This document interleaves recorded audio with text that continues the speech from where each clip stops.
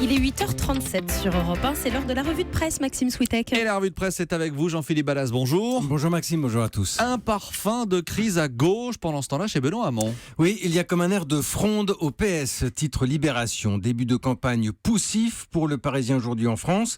Le malaise, carrément, à la une du journal L'Opinion. Quelle mouche a piqué Benoît Hamon, s'interroge le Parisien. Peut-être la mouche Tsetse, répond un cadre du PS, on sent tout de suite l'ironie. Le candidat va à son rythme, mais trop lentement au goût de certains. Peu de prise de parole, un agenda plutôt léger.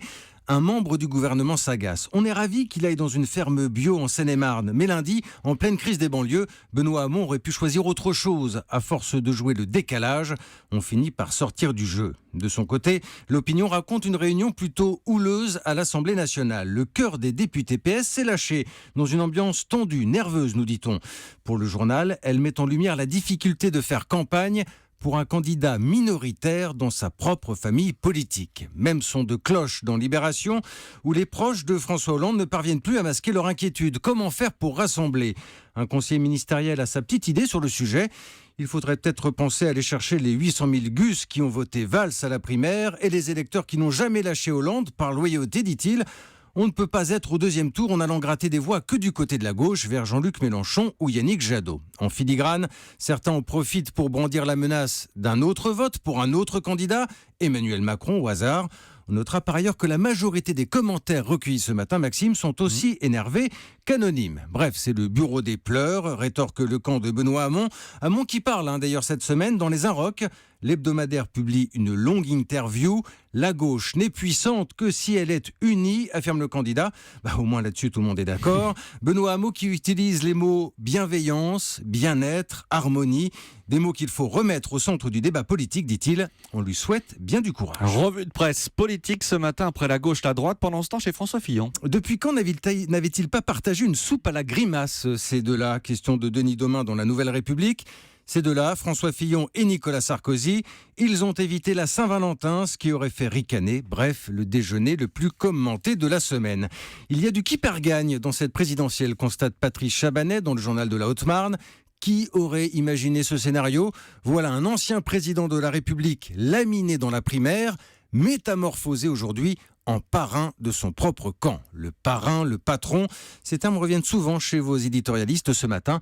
SOS Sarkozy, titre Yann Marek dans le Midi Libre, avec l'hypothèse François Baroin mise en avant.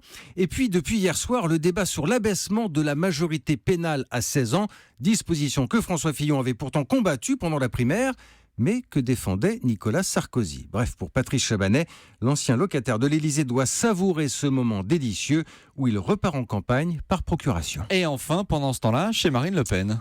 Pour elle, tout va bien. C'est même le titre à la une du Parisien aujourd'hui en France. Tout semble glisser sur la candidate du Front National. Et Stéphane Albouy de poser la question. A-t-elle une chance ? Même infime, a-t-elle une chance de remporter l'élection présidentielle ? Avant, on aurait balayé le sujet d'un revers de la main.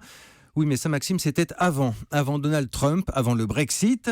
Depuis des années, constate le Parisien, lorsque l'hypothèse d'une victoire à l'Élysée est évoquée, on sort immanquablement la référence au duel Jacques Chirac-Jean-Marie Le Pen en 2002. Démonstration censée mettre un terme aux interrogations. Mais c'est oublié un peu vite que c'était il y a 15 ans déjà, prévient le journal. 15 ans, et oui, c'est loin, 2002. Dans cette revue de presse, encore de la politique, mais avec le sourire. Oui, l'Opinion qui nous offre un florilège de promesses électorales loufoques ou radicales, ou les deux, mais toutes authentiques, comme ce droit à dormir un quart d'heure après déjeuner pour tous les Français. Je vote pour. Proposition pleine de bon sens, on est d'accord, faite par un candidat indépendant lors de la présidentielle de 81. Le tout rassemblé dans un livre, signé Bruno Fulini, haut fonctionnaire, mémoire de l'Assemblée nationale.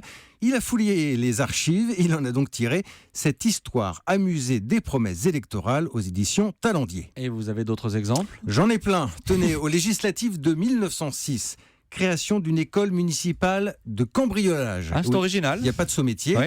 La même année, réglementation énergique de la conduite des belles-mères.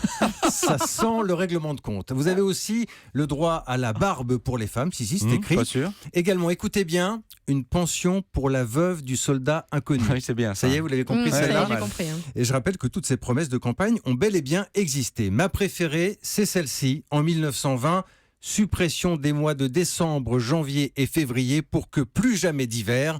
Je valide et j'ajoute mon slogan. Vivement le printemps. Vivement le printemps. Et c'est dans quoi, suppression le des printemps lundis aussi. Ah ouais. Allez, C'est pas tant mal qu'à ça faire. aussi. Je la propose. La revue de presse. Merci beaucoup Jean-Philippe Ballas.